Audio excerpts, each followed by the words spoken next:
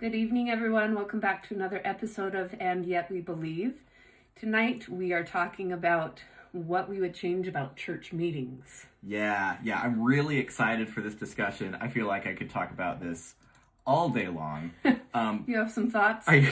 Turns out I have some thoughts. Wow. And I feel like this is kind of a safe topic because this is not debating doctrine. This is really talking about some of the administrative things that are going on in the church, the way that meetings are held, when they're held, where they're held, all these sorts of things. And so this is something that we should be evolving. This is something that should be getting better. This is not something that's like really rigidly rooted in scripture or something like that. Okay. So a little bit of background. You may feel differently. I would love to hear everybody's experience here. Sometimes our church meetings feel like they exist just to have the meeting. Yep. Do you mean class meetings or administrative meetings? Now, I left that kind of broad on purpose. I'm talking mostly about the Sunday block, sacrament meeting, Sunday school, Elders Quarterly Society. Yeah. Also about like ward conference, state conference, some of those things. State conference to me especially feels like a meeting you have because it comes up in the calendar. Yeah. And it's time to have a state conference, so I guess we'll have a state conference. Yeah. But we'll focus a little more on the Sunday block, sacrament meeting, and second hour. Now, another piece of this is that we, the both of us, have been bothered, especially lately, when our Sunday meetings happen and Jesus Christ does not get mentioned. Yep. That just happened on Sunday. Absolutely. So we'll go a whole sacrament meeting, sometimes a whole block, without Jesus Christ coming up. Yeah. Now, ostensibly, this is a worship service. And if we're not talking about, like, the object of our worship, then kind of what are we doing? It seems like a swing and a miss. Do you have anything you want to add on that? Well, I mean, I think in our faith we get enough flack that we don't worship Jesus. And so when we have meetings over and over where Jesus isn't brought up, then it's kind of like, maybe they're right. Yeah. You know, and this meeting on Sunday was all about Joseph Smith. I know some people had that lesson last week, or the week before. And so we do dedicate whole classes to things that aren't Jesus. And and I think there is a fix. And it is that prophets are supposed to point us to Jesus. Okay. So we can talk about the prophet in a non-worshiping way when we talk about the things that prophet taught about Jesus. There we go. Okay. Right? We do end up with a lot of other lessons about, tithing or the word of wisdom or whatever. But I think teaching those things, to your point, in a vacuum, in the absence of its context in the gospel of Jesus Christ, is a swing and a miss. Yeah. Okay. All right, so that's a little bit of background. And instead of talking about how can we fit more Jesus into these meetings, which is great, and we should do that, but instead of taking that, I want to look at this as, what if we started from scratch? Okay. What if we were starting from the beginning, not assuming that there was a set meeting structure, and putting together something that really made sense for us as Latter-day Saints? And to me, this means roll back to the beginning and figure out what the objective is. What are we trying to accomplish in our Sunday block? Okay. Do you have any thoughts on that? I mean, if it's not Jesus, strengthening our testimonies of Jesus and building community, I think those are kind of the top things, right? Right. And so I kind of scraped around for objectives. I got something on Moroni chapter 6. Okay. Which, is about meeting. It's not necessarily about like a Sunday block because that didn't really happen, but in verses 5 and 6 in Moroni 6, and the church should meet together oft to fast and to pray and to speak one with another concerning the welfare of their souls. And they did meet together oft to partake of bread and wine in remembrance of the Lord Jesus. Okay. So there's some good stuff in there about building community, speaking one with another concerning the welfare of their souls. I like that a lot. Yeah, I want to dig into that statement a little bit, talking about the welfare of our souls. Yeah. What does that look like? What would that look like on a Sunday? Because I feel like maybe 80% of a ward anywhere typically doesn't want to talk about personal things. They don't want to talk about the things that are going on in their lives. Right. So, especially if it's something challenging or vulnerable. Yeah, or different from the norm. Yeah. So, yeah, I kind of want to put that one forward a little bit. Yeah, isn't that interesting? Let's lead the sentence with that. We'll meet together often, talk about the welfare of our souls, and then fast and pray and all of those other things. For sure. I also went to the handbook for like the official purpose of no, specific to sacrament meeting, and it says purposes. So we got multiple purposes. Remember Jesus Christ by partaking of the sacrament. Mm-hmm. Now, I love that that's first because Jesus Christ are the second and third words in that sentence. Yeah. So remember Jesus Christ, that's what it starts with. Love that. Yeah. I think that's great. And it continues. In this ordinance, church members renew their covenant to take upon themselves the Savior's name, to always remember him and to keep his commandments. Other purposes include worshiping, building faith and testimony, and conducting ward business. Yeah, so the question is, if we're restarting everything... Yes. Do we need all of those purposes in sacrament meeting? Could it just be go sing a song about Jesus, say a prayer, take the sacrament, sing another song and say another prayer, and then we're done? Yeah. So I love that. So let's lay a little bit more groundwork here. So there's a book that I read 3 or 4 years ago.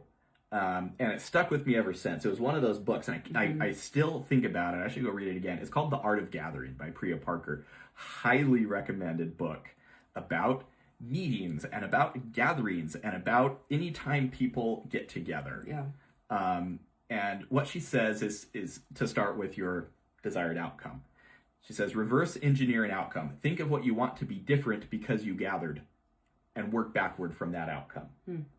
And so I think right now we go to church on Sunday because it's Sunday, and that's the time, and going to church is what you do. But I think if you ask the members of the ward, you'd even get a variety of answers on what do you want to be different because you came here today. Like, why do you personally want to be different?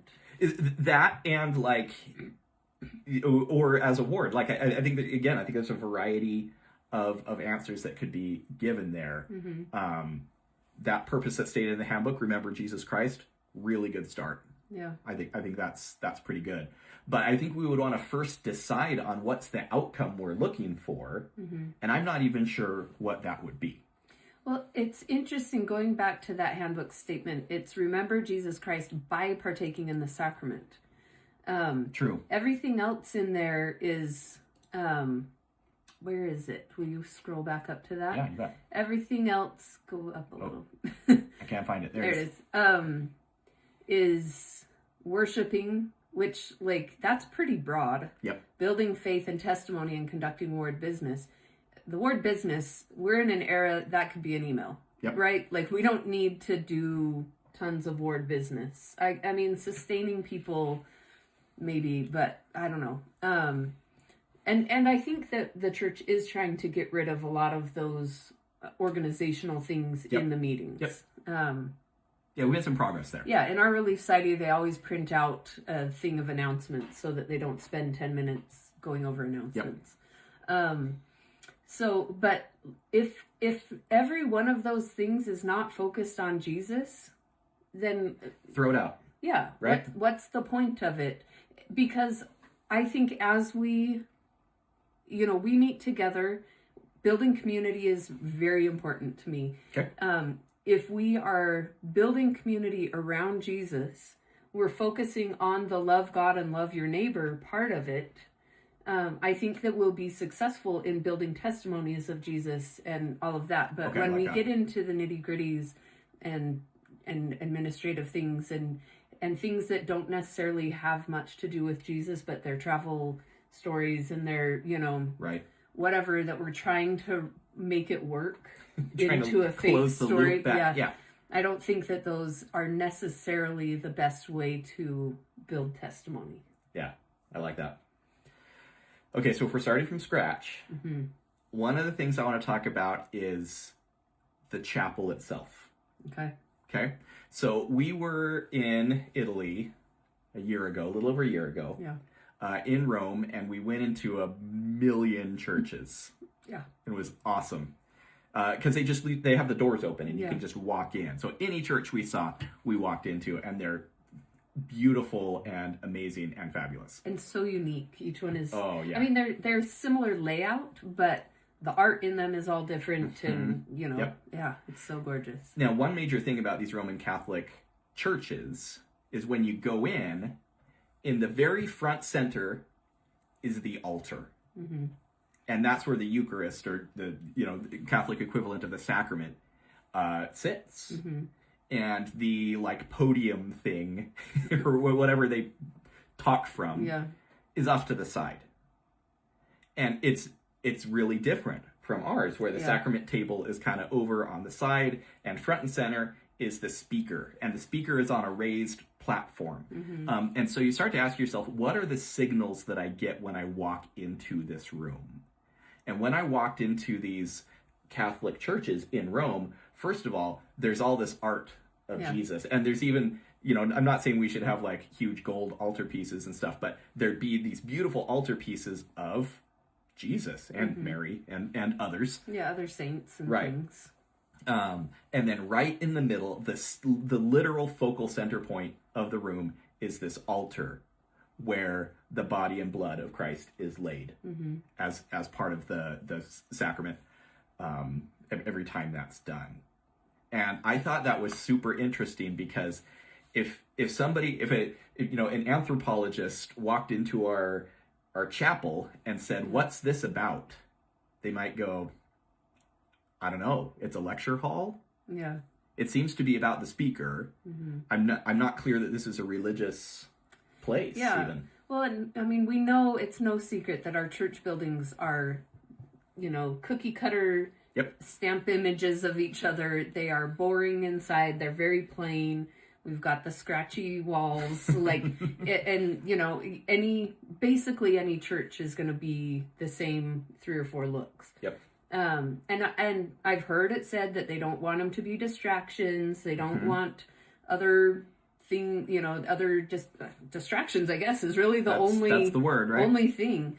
But then I hear people talk about, when they're visiting other churches like this, the art, how even when you're sitting there listening to a speaker, if you're staring at a picture of Jesus while that speaker is going, you're going to be... Seems like a good idea. Yeah, you're going to be influenced to think things and to, use your imagination and kind of go off into being taught by the Spirit.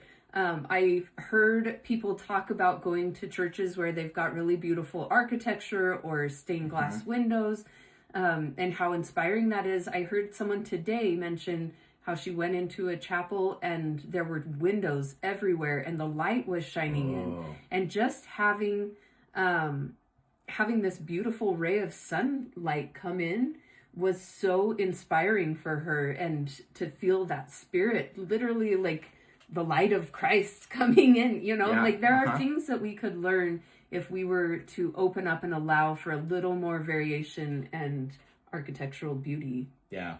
Yeah, I love that. In this book that I mentioned, The Art of Gathering, the author talks about courtrooms and talks about the power dynamic that is immediately evident when you walk into a courtroom. Yep. Especially if you're the accused, right? Like you're being led in. The judge is sitting up and in the middle. Mm-hmm. They are literally looking down on you. They're wearing robes. Mm-hmm. You often have this dark wood kind of look, this imposing, affluent sort of look. The defense and the prosecution are on opposing sides of the room, and I use that opposing word intentionally. And so when you are the defendant, when you are the accused in that situation, the moment you walk into the room, it's very clear where you stand in the power dynamic at the very bottom. A lot of intimidation. Yep. Yeah. And so, again, this is talking about what are the signals that you get when you walk into the room. Mm-hmm. And when you walk into a sacrament meeting, there actually is an elevated, dais or whatever you call it, and the bishopric is sitting up there. And what if the bishopric didn't sit up there? Or more than just the bishopric sat up there. Absolutely. Women on the stand. Right. But, also in other churches that we've been to, you have these little podium booths. Do you know what I'm talking about? Do you remember? Yeah. They're sometimes called what are they called? A wine glass pulpit. and they're raised, and there's like little stairs that go up, and there's room for one person in there, and the person will go up there. This is more a Protestant thing than a Catholic thing. I think it's pretty Catholic. They have those in a lot of Catholic churches. Okay, maybe both. Yeah. But there's nobody else that's like sitting up there in like a privileged space. If that's just where the person is talking from. Well, and I mean, we also have to be clear that those religions have a specific leader, teacher, that's true, priest, pastor, person, where our bishop, yes, is in charge of the ward, but has a different role than what a pastor would have. But it could be the speaker. I mean, it doesn't have to be the bishop that's up there. Right, but just saying like having people sit on the stand, I'm not opposed to having people sit on the stand, because I think if we really want our leaders to be pastoral, I think that is one of the best places for them to be able to see other people and see how they're reacting to whatever's being said, and what they're bringing in their body into church. But it shouldn't just be the bishop. Yeah. Bishopric. Yeah. Okay. Because the Relief Society president, the Elders Quorum president, Young Women's president, like they all need to be pastoral in their work. Right. And so I think it would benefit to have more than just the bishopric up there. Yeah. Yeah. I do think we like to have strata. Like we like to have layers, and we like people to know who's in those layers. Yeah. And so we tend to do that. But there's something you said a minute ago that I want to come back to, and you said, what if it was just the sacrament and maybe some songs or something? What did you say? Yeah, just song, prayer, sacrament, prayer, or song, prayer again. So this is the other way to look at it. So we just talked about it like spatially, right? Like, what does the actual physical space look like? Now, what if we're looking at the meeting agenda? Yeah. Because the way it is right now, the sacrament takes, 10 minutes? Yeah, 10 or 15, depending on if you're doing a mission, farewell, or homecoming. Right. Depending on how many people are there and need to get it passed to them. And then you have 40 minutes of talks. Yeah. And so again, if you were a impartial observer and you're looking at it, you'd say, it looks like the point is the talks. These 15 to 20 minute talks, that looks like the important part of the meeting, because that's taking the most of the time. Yeah. So I kind of like this idea. What if the sacrament meeting was just the sacrament? Or maybe there were some short reflections or something. There's 15 scriptural reflections. Yeah, 15 minutes of stuff instead of a couple of 15-minute talks. You have music, you keep the music, and the meeting is the sacrament. That is the point. Yeah. So like that. So would you add a different class or section where it is more ward participation? Because, we have sacrament, and if we were to take out the talks and then we go to a lecture, because let's be clear, Sunday school and Relief Society are 80% of the time lectures. Yep. Do we lose that opportunity to build community? Maybe so. And before we go on, I want to acknowledge the chat's kind of blowing up a bunch of great comments. One about, I felt the Spirit more outside the church than I do inside sometimes. Totally agree with that. Because of how it's decorated and, what you're looking at and stuff. Yep. But thanks to everybody who's contributing in the chat. But, so yeah, if we shorten the actual sacrament meeting, what do we do? And I wrote in my notes, 1.5 hour church, ? Like a half-hour sacrament meeting, and then the second hour for an hour, and we get down to an hour and a half. Yeah. That's where I went with that. Yeah, I'm not opposed. So the building community part is an important thing. I don't know that being in longer meetings or more additional meetings is necessarily the answer to that. Right. I do think gathering together is the bigger piece of that. So I think the best way to build community is actually in smaller group meetings. Okay. So Sunday school, I'm fine keeping Sunday school or something like it, but I think there should be more options than just one large adult class. In our ward, that's quite large. What is there, 100 people in there? Maybe, it's a lot. Almost. And actually, I put a question up onto my social media today of what would you change about the church if you could change the structure of it. And Okay. I just want to read through some of these because it is very much what we're feeling here. So, more time to talk in small groups or just shorter overall. Mm-hmm. Real, open, and honest conversation about everything with no judgment. Find a way to make them more intellectually stimulating, aka less boring. Hear ya. I want it to be the norm and socially acceptable to talk about real things, less formality, more small group worship. Ooh, Meetings, just no. I agree with that. no too. testimony meetings, okay? Stop cramming down the same 3 recycled messages, more discussions, less preaching, women leading meetings. Those were some of the things that you all brought to our attention of things that we could change. But I think what I want to lean in on is these smaller discussion things. And I have a lot of feelings and thoughts about this. So What do you think about still having Sunday school, but smaller groups? What benefits, pros and cons would you see with that? Yeah, and I've heard of wards that have done this. And I think it's very, very cool. I think largely I get really excited by that idea. But I kind of want to pick the people that I'm going to be in the little group with. Okay, so this is exactly my problem that I was having. Because we've offered to teach a class, a Sunday school class that goes deep. And we were turned down, and that's whatever. But I want a class that goes deep into a topic that is not... I think a lot of the problem is that we are trying to do scripture study in Sunday school as a chronological thing. Right. We have 6 chapters we need to cover today, and...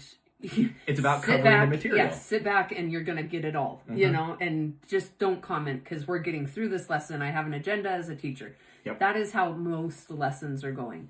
I would way more prefer a thematic discussion purpose, like perspective. Right. I want to talk about faith. I want to talk about, let's read Luke chapter 2 and only that, and we'll discuss that whole thing. We're going to talk about all of it and pick it apart and figure it out and read from different translations and all of that.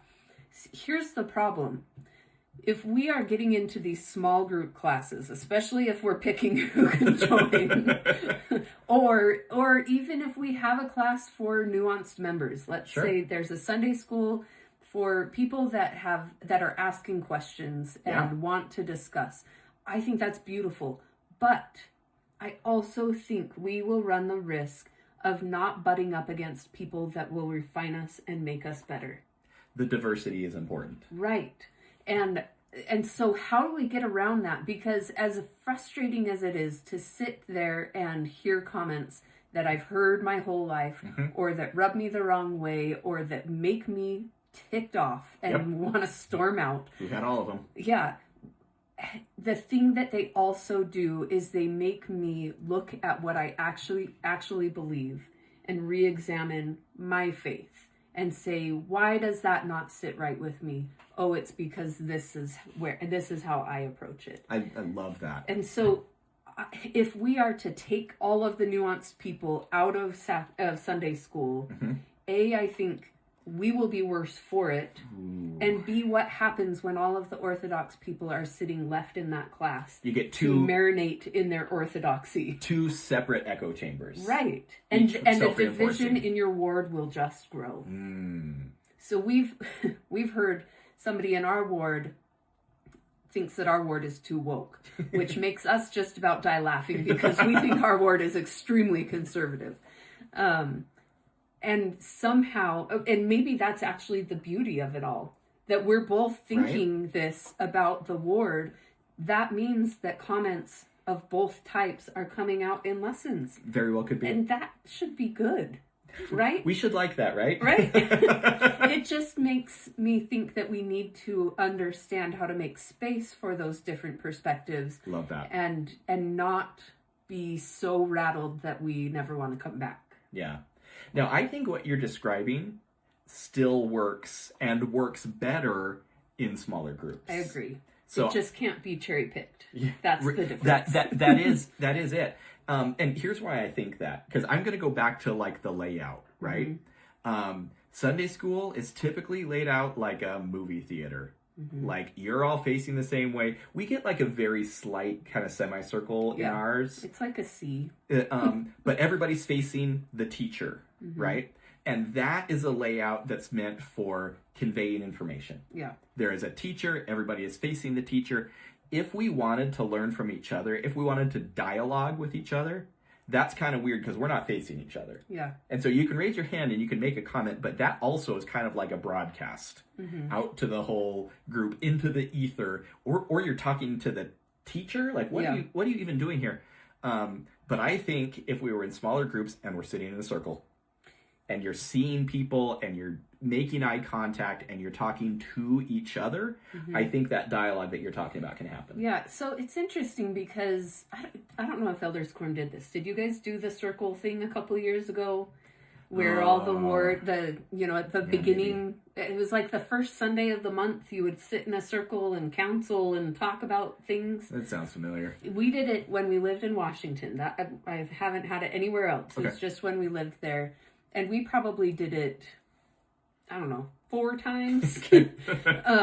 And granted, our really sidey room was long and skinny. And so we would get this weird oval, and it was horrible. But then also the problem was that people who came in late didn't want to have to step in and move around to get into the circle. And we had a number of people that was too awkward for them. They didn't want to face people. And so what our ward started doing was doing an outer circle. So you could sit in a second circle around the inner circle. Mission accomplished. Right? So that you could have a buffer of people in front of you. So I think this speaks to a number of problems. Okay. People do not want to be vulnerable and show up at church. Not everybody does. No. Some do, some don't. There are people that don't want to do that. Yes. And so is that because we're in a big room and there's too many people and it's embarrassing to talk in front of that many people? Or is it because we doubt our faith and our understanding and our ability to talk about doctrine? Those are both problems. If we're having people show up to church that don't know what they believe or don't know how to have a discussion about religious and spiritual things, I think that's that's a sign of failure. It feels like that's what church should be for. Right? We should be going to church to have intellectual discussions in like a deep way. To speak one with another concerning the welfare of their souls. Exactly. As Moroni said. Exactly. So I think that that's kind of a sign of failure of how this is run if a number of people in a ward are wanting to show up and not be seen and not interact and not say anything. Now, that being said, I get that our church is a church of extroverts. Sure. And there are times when I want to not interact and I want to just go and listen and be spiritually fed and go home. I think that if church asked something different of me, I would show up differently. I think that's fair. And so if we get used to that. Yeah, if there were smaller groups, I think that actually would be a really beautiful thing. And maybe those groups rotate 5 people in and out every couple of months or something. So you build a little group and you get to know each other and you really are vulnerable. Build some trust. Yeah, and then you switch out and you have 5 new people. And even in Relief Society, you're getting different sisters in there or Elders Quorum or whatever. Yeah. If we're doing these smaller things, I think that is where our growth will happen. I learned today, I was in a group today talking, and we talked about how transformation happens in relationship.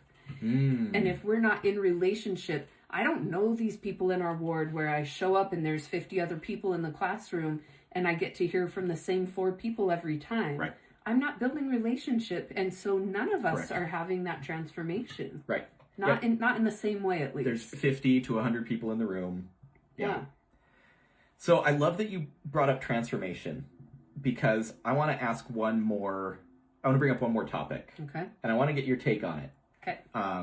And one of the beauties of these discussions that we have is we don't necessarily prep on these topics beforehand. So Anne does not know what I'm going to bring up. But this is very true. So you're talking about transformation. Okay. And so here's where I want to go with this.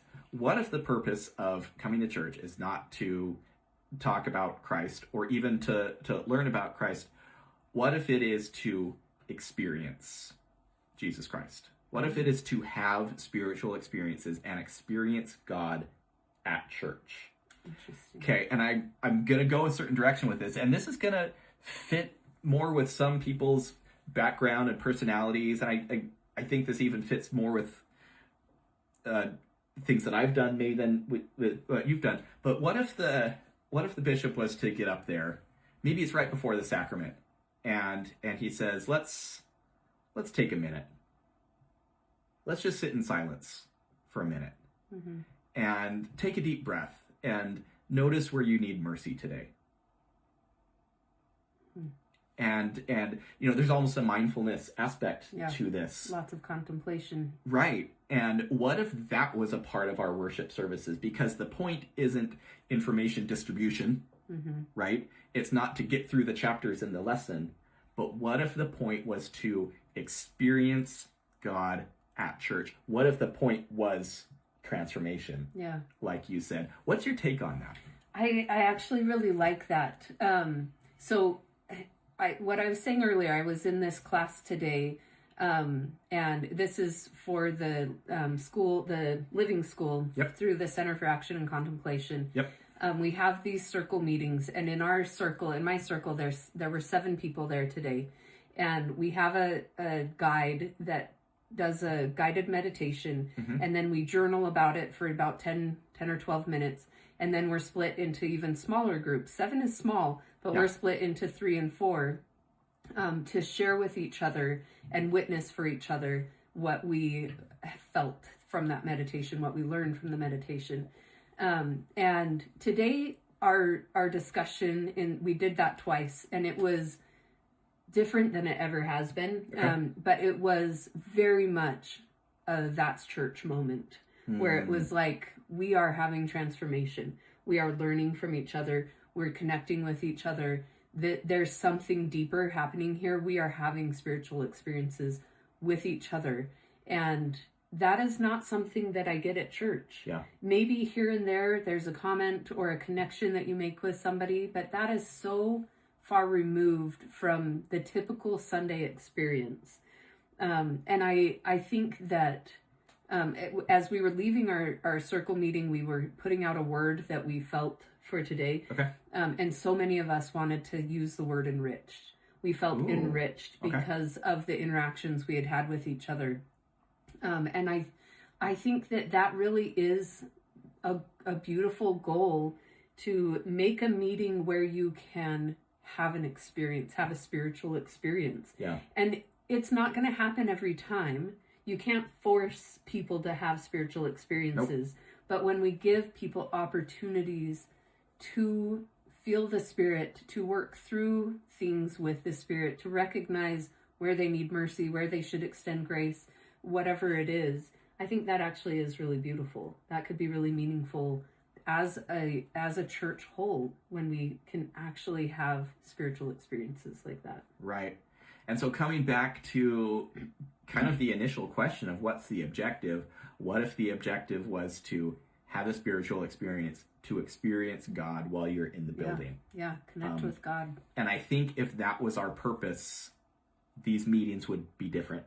They'd be organized a little differently. The length might be different. The layout might be different. All these things we've talked about, but maybe most importantly is making space in those meetings. And I'm talking about literal moments of contemplation, of silence, when you can actually be sitting with the Spirit without somebody talking during that moment. Well, and often that will show up during fast and testimony meeting, where you have this space where nobody's getting up.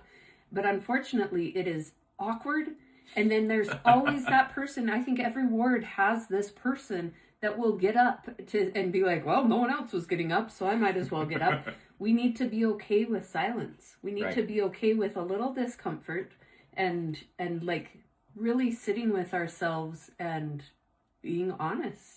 And maybe that's why people want to get up. We even heard of somebody that would get up twice, even if he had already spoken. If there was a lull, he's like, well, I'll say more. Somebody needs to fill it. Yeah. Like maybe he's uncomfortable with himself and like needs to take some serious contemplation time. You know, in work settings, we talk about like, oh, that meeting could have been an email. I think we get a lot of meetings in the church that could have been a podcast. because it's just something you listen to. Yeah. And that's great. And there's value in listening. I'm not sure that's the straightest path to having a spiritual experience. Yeah. And we didn't even talk about what that all means for youth and primary. Right. Those meetings are totally different and they require different things, but I think that they could use an overhaul as well. Yep. Like I said, I could talk about this all day. Yeah. Maybe really we need to have a part 2. Maybe so. Stay tuned. Yep. All right. Well, maybe we'll wrap it up right there. Yeah. This was a really good topic. Yeah, this was a fun one. Thanks to everybody who joined us on Instagram Live and was participating in the chat. We got a lot of great comments. And for everybody else, we will see you next time. See you later.